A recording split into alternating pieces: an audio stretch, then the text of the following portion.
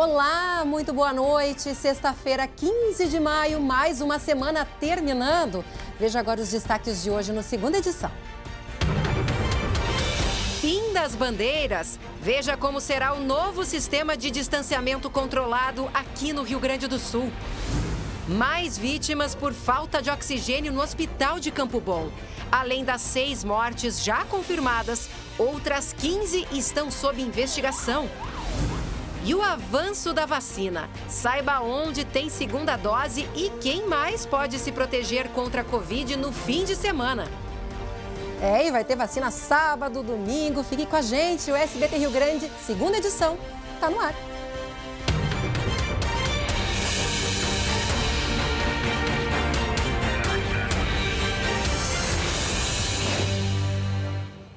E a gente começa a segunda edição falando sobre a pandemia, porque tem mudanças aqui no Rio Grande do Sul. O governo gaúcho anunciou hoje um novo modelo de controle da pandemia e acabou com aquele sistema de bandeiras que definia protocolos para as 21 regiões do estado. Vocês devem lembrar. Bom, agora o novo sistema se chama 3As e ele tem 3 níveis: aviso, alerta e ação. O primeiro nível é aviso. O que seria isso? É uma chamada de atenção do governo a uma região que indicar alguma tendência de piora na pandemia. Depois vem o alerta. Esse alerta ele vai ser emitido quando essa tendência realmente se concretizar e for grave.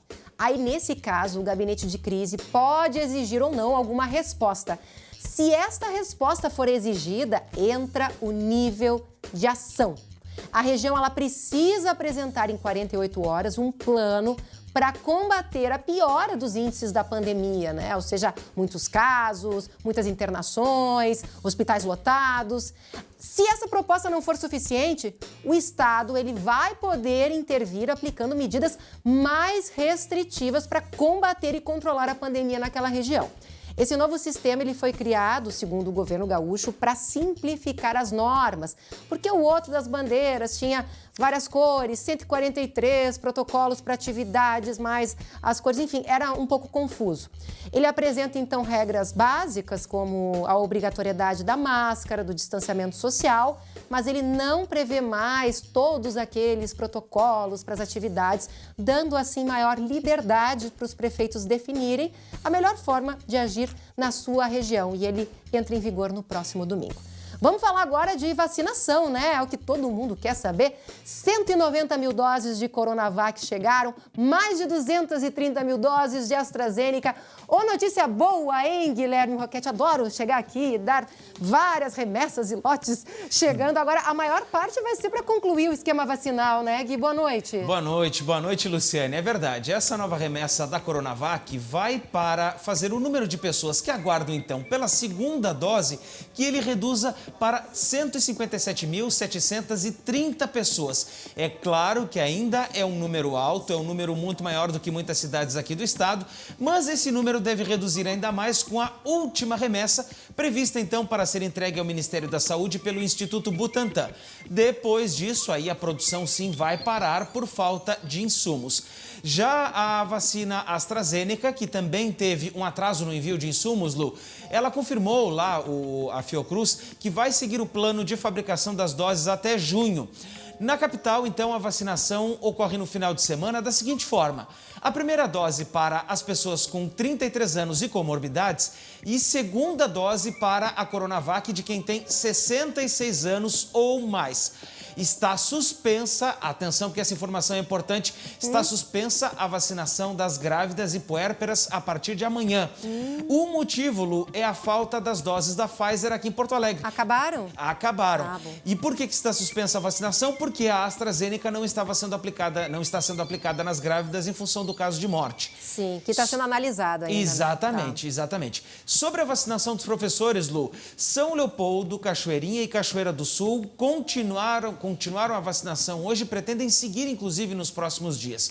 Lajeado vacinou hoje e aguarda a definição para saber se vai continuar vacinando.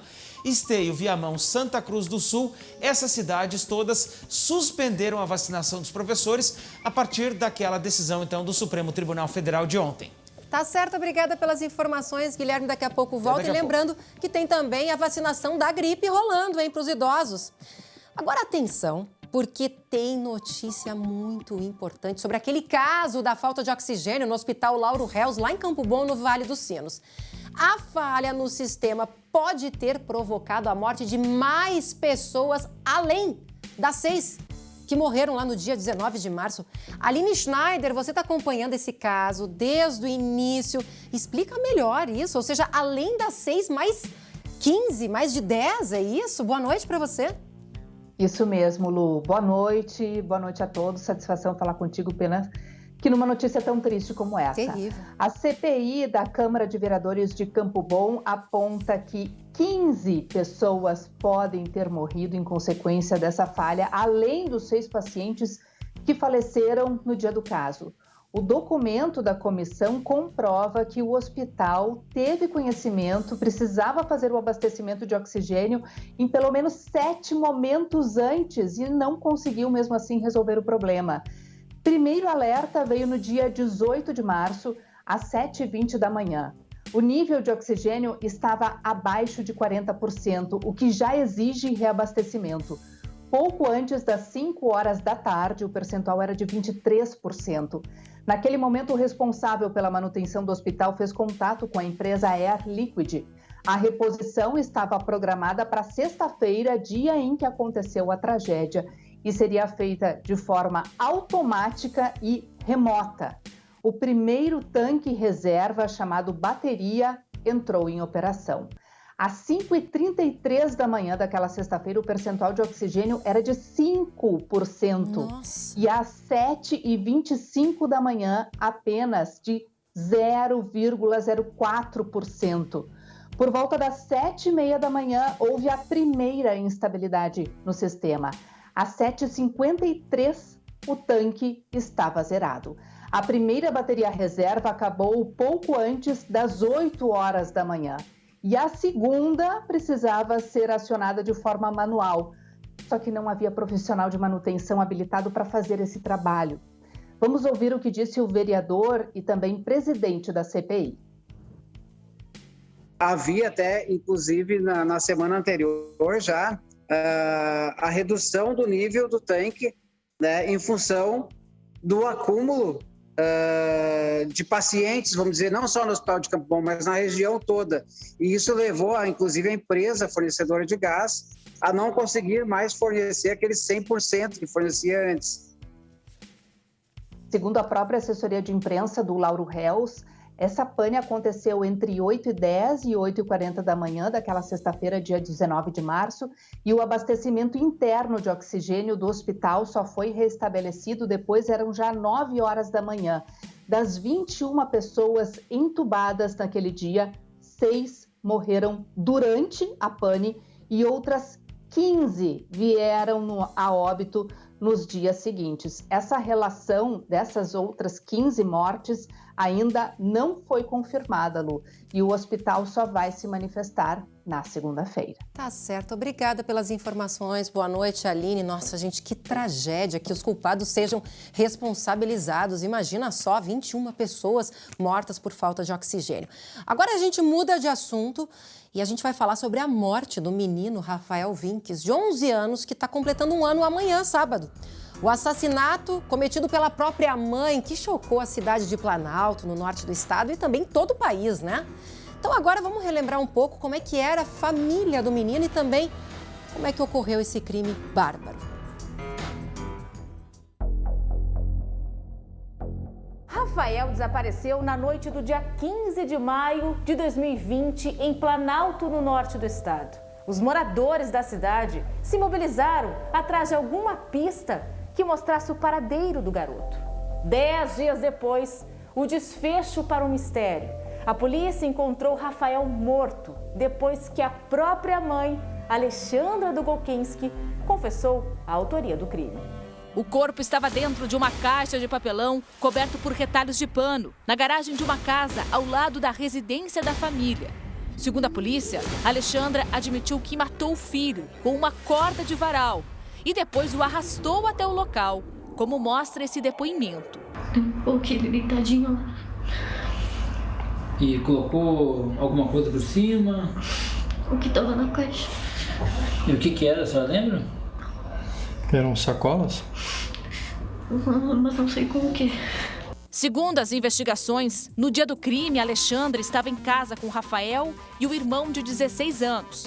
Por volta da meia-noite, a mãe deu 2 comprimidos calmantes ao filho menor, após eles discutirem por causa do uso excessivo do celular. Às 2 da manhã, ela retornou ao quarto e ele seguia mexendo no aparelho. Em um ato de descontrole, ela asfixiou o garoto. Eu não conseguia tirar ele assim. E aí a mãe aí para ver se eu conseguia melhor. Amarrou com o quê? Com uma corda? Uma cordinha. Na escola em que Rafael estudava, muita comoção de colegas e professores. Ele enxergava ela como era a super mãe, né? A pessoa que ele mais amava, que ele mais confiava. Isso que dói mais. No enterro, a indignação do pai. Eu nunca esperava de uma mãe fazer isso aí pro próprio filho, né? Sendo que sair de dentro dela, né? E para a avó de Rafael, restou a lembrança daquele que foi o último encontro entre eles. Aquele abraço gostoso e eu disse, meu anjinho, a avó te ama muito, muito, e abracei ele forte. Ele também te ama, a avó muito, muito, me abraçou. Um abraço gostoso que vai ficar aqui, ó, a lembrança boa dele, a última vez. E foi essa voz que me fez sorrir pela primeira vez. Nossa, 1 ano depois eu continuo muito chocada ao ouvir esse depoimento da mãe, se é que a gente pode chamar de mãe, do menino Rafael. Bom, e daqui a pouco o André Har, ele traz mais informações direto lá de Planalto, porque amanhã vai ser um dia de homenagens.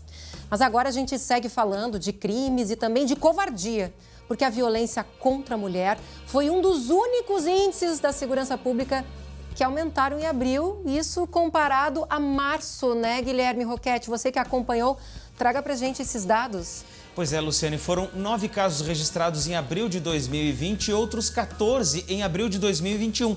Então, um aumento de mais de 55%. Isso acontece, Lu, pela persistência de uma situação já detectada pela Polícia Civil. Só 2 dessas vítimas estavam amparadas por medidas protetivas. Outros crimes apresentaram redução. Latrocínios, por exemplo, caíram de 7 em 2020 para 13 em 2021. Homicídios reduziram de 176 para 119 e o roubo de carro, esse reduziu pela metade em abril desse ano comparado com o mesmo mês do ano passado, de 803 ocorrências para 422, Lu. Tá certo, obrigada, Guilherme. Boa noite para você. E agora fique com um recadinho do Marcelo Chemali, que por sinal está de volta na segunda-feira. Fala, Chemali. Para quem está ligado aqui no Segunda Edição, fique agora com um recado dos nossos amigos da Solução Financeira. Hoje nós estamos aqui na unidade da Solução Financeira de Porto Alegre, a melhor e maior assessoria de negociação bancária do Brasil. E você que adquiriu o seu veículo, moto, carro, caminhão através do financiamento bancário e não aguenta mais ser vítima do juro abusivo. Você olha na sua garagem, tem um veículo e no seu carnê você está pagando 2 ou 3. Isso é o juro abusivo. Não se desespere. A Solução Financeira vai te ajudar. Temos os melhores especialistas para te atender. Mande agora mesmo a foto do seu carnê para o WhatsApp que está aqui na tela, 983247663. Aqui nós reduzimos a sua dívida em até 70%. Isso mesmo, sua análise gratuita e seu desconto garantido em contratos. Solução Financeira, Avenida Benjamin Constant, 1170, bairro São João, com estacionamento próprio. E ainda hoje, justiça por Rafael. Assassinato do menino pela própria mãe completa 1 ano amanhã. Direto de Planalto, no Norte Gaúcho, uma reportagem exclusiva. O André Har teve acesso a pertences da criança e ao quarto onde tudo aconteceu. É depois do intervalo. Estamos de volta ao vivo no Segunda Edição para falar sobre um assunto muito importante para a gente pensar mais e colocar em prática. Porque quando o assunto é saúde no trabalho, funciona assim. Onde tem cuidado, tem desenvolvimento. Quer entender melhor? Então confira na reportagem.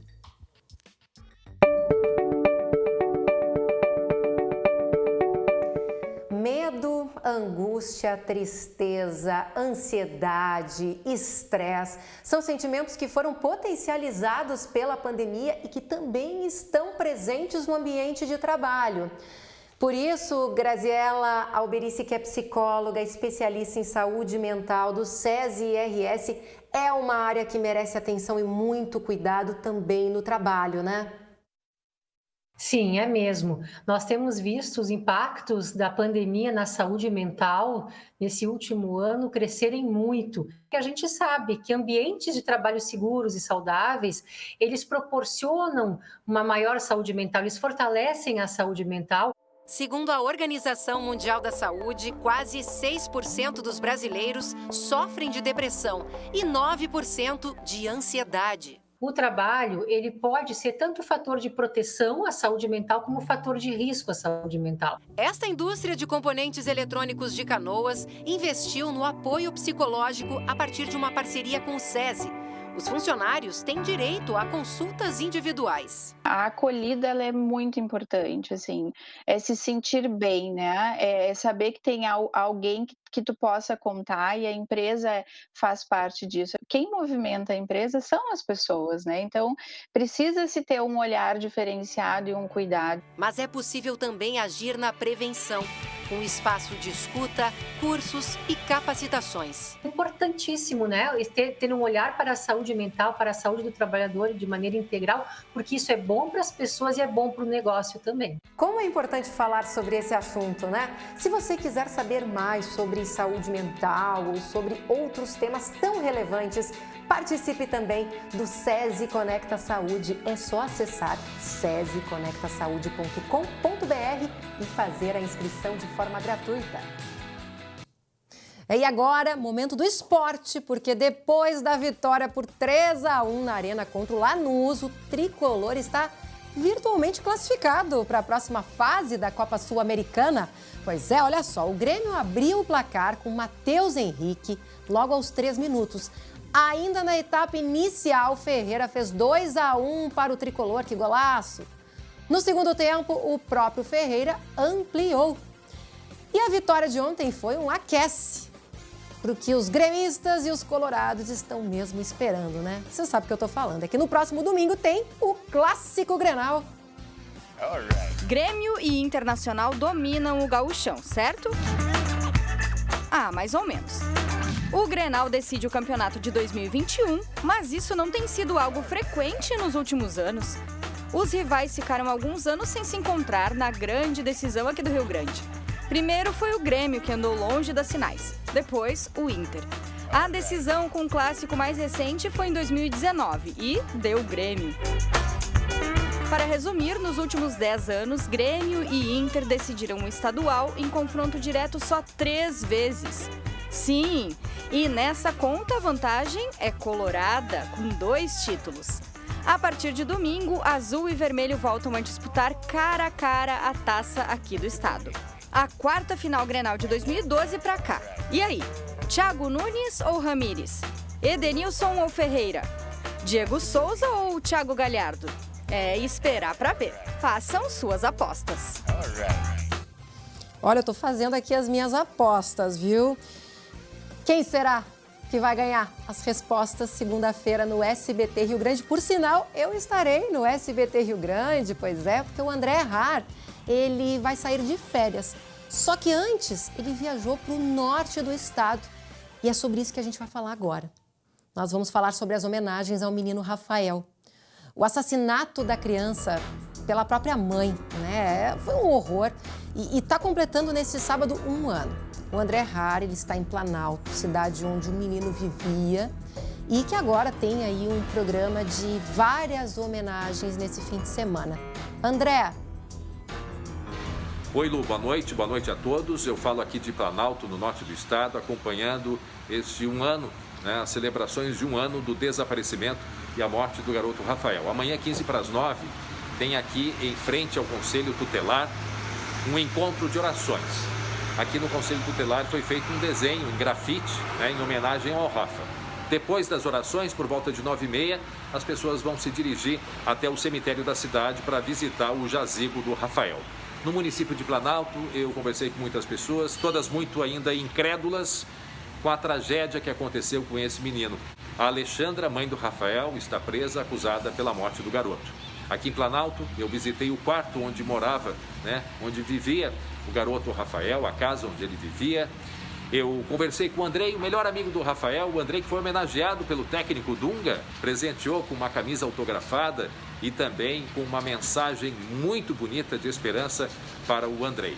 E ele tem que, da forma dele, continuar a vida, pensando de como o amigo dele era feliz com ele, que amizade linda eles tinham, e ele tem que continuar vivendo, que seguramente onde o amiguinho dele está, ele quer que o Andrei seja feliz. E aqui na cidade, aqui em Planalto, eu também fui na delegacia de polícia e conversei com o delegado responsável pelas investigações iniciais. O delegado me mostrou diversos objetos que a gente vai mostrar pela primeira vez na televisão. Objetos apreendidos e que estão ainda na delegacia de polícia. Como, por exemplo, os óculos que ele estava usando, óculos quando foi encontrado morto, remédios e o que mais chama a atenção, o chinelo usado pelo menino Rafael. Então, Lu, amanhã, a partir das 8h45 da manhã, um encontro de orações em frente ao Conselho Tutelar aqui de Planalto, no norte do estado. Era isso, Lu. Boa noite a todos. Boa noite, André. Boa noite para você que nos assiste. Tenham todos um ótimo fim de semana. Fique agora com o SBT Brasil. Segunda-feira o Marcelo Chemali está de volta e eu estarei no SBT Rio Grande. E a gente deixa aqui os nossos sentimentos à família do menino Rafael. Boa noite. Bom, com a autorização do atual morador, nós vamos entrar e conhecer onde era o quarto do menino Rafael.